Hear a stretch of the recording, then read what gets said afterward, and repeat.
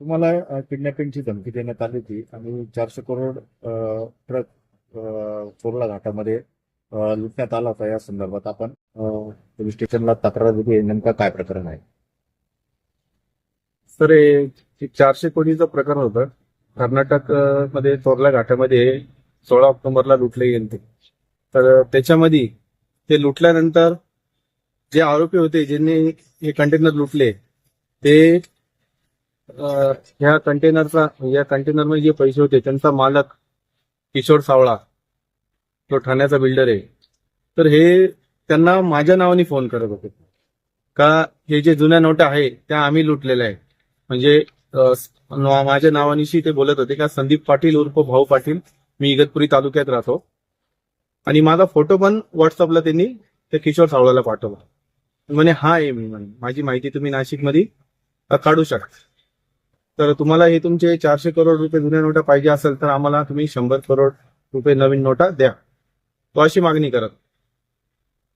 त्यांना भोटी परिसरात घेऊन फिरले आणि ही लूट तुम्हीच केलेली आहे असं त्यांनी सांगितलं होतं. या संदर्भात आपण ही तक्रार दाखल केली.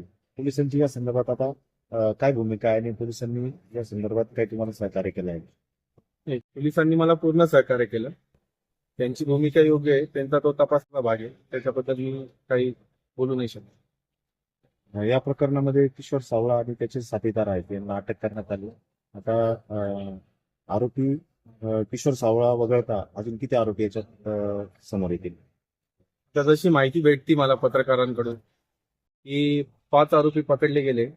त्याच्यामध्ये जो मुख्य आहे तो विराट गांधी, तोच कंटेनर लुटणार आहे अशी माहिती भेटते की तोच माझ्या नावाने किशोर सावळाला फोन करत होता आणि त्यांनीच माझा फोटो सर्वत्र व्हायरल केला. आता नाशिक पोलिसांनी किती लोकांना पकडले? 5 लोकांना पकडले अशी माहिती भेटते. काय नाव काही कळलं का तुम्हाला? नावं जयेश कदम, सुनील धुमाळ, जनार्दन धाईगोडे, विशाल नायडू आणि आता 2 दिवसा पहिले विराट गांधी पकडले गेले. आज काही 2 आरोपी पकडलेत, काय कळलं तुम्हाला? त्याची काय अजून माहिती नाही मला. पोलिसांकडे तुमची काय मागणी आहे आता नेमकं? तुम्हाला कसं गोवण्यात आलं याच्या संदर्भात याच्यामध्ये माझी मुख्य 2 मागण्या आहेत. प्रकरणामध्ये का अडकवण्यात आलं, कोणाच्या सांगण्यावरून अडकवण्यात आलं आणि त्यामागे त्यांचा उद्देश काय होता.